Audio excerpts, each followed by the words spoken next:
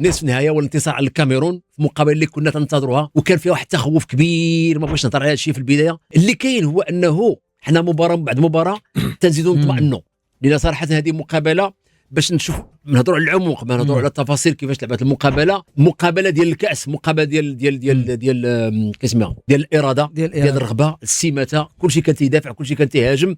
صحيح انه كان الشوط الاول في شكل والشوط الثاني في شكل، ولكن على العموم يعني الناس خرجت مرتاحه بانه عندنا فريق اللي غادي ينافس. بالفعل يعني المنتخب المغربي يتغير بكثير من تيدوز الدور الثاني. شفناه في الويتيام فينال كان بشكل جيد، اليوم في كارت فينال احسن بكثير على الويتيام فينال. اذا الكاميرون بالفعل يعني الكاميرون هذه ايوه حتى القوه ديال المنتخب المغربي هو من تيتاهل ادوار، يعني الدور الثمن النهائي الربع النهائي غادي نشوفوه في نصف النهائي احسن بكثير.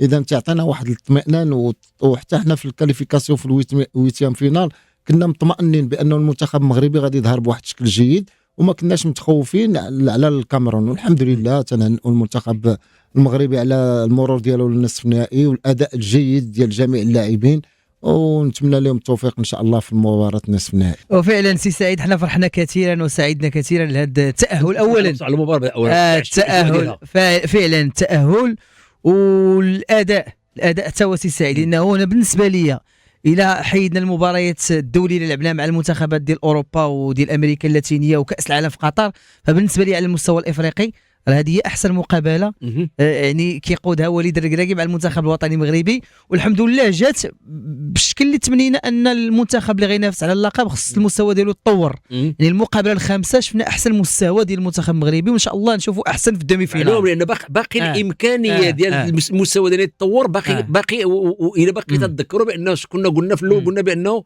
غنبقاو نزيدوا بشويه حتى نديو الكاس. ان شاء الله. احنا باقي ما ديناش الكاس، ولكن الانسان الفريق يتحسن شويه بشويه شويه بشويه. اللي كاين هو انه قبل ما نديروا القراءه في المقابله ككل، الناس عاده ماشي نقولش داك اللي تيخافوا، اللي تيبغيو الفريق الوطني بشكل كبير، راه هو اللي تيقول لك لا ما غنربحوش، حيت يقلب شويه على شي حاجه اللي تبرد عليه، حتى الا جا لا قدر الله الاقصاء تيقول لك انا كنت عارف. ما هو حتى شي واحد ما باغي الفريق الوطني المغربي يتقصى ولا يخسر، غير داك الخوف.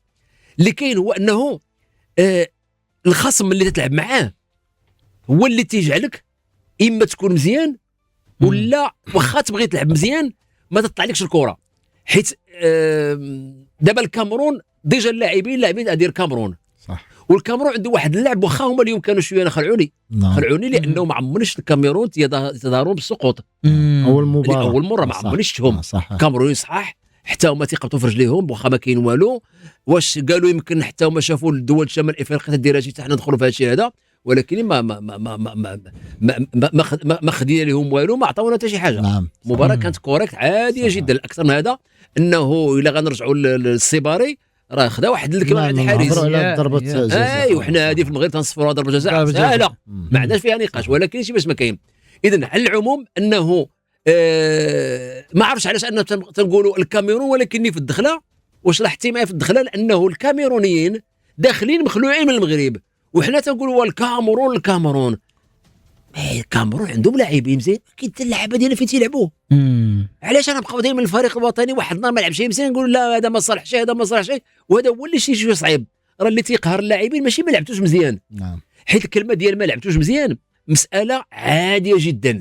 اللي صعيب هو الواحد اللي تسمع تيقول لك هذا الشيء ديال هنا، هذا الشيء ديال هنايا، وهذا الشيء ديال هي اللي صعيبه، هي اللي تاثر في النفسيه ديال اللاعبين.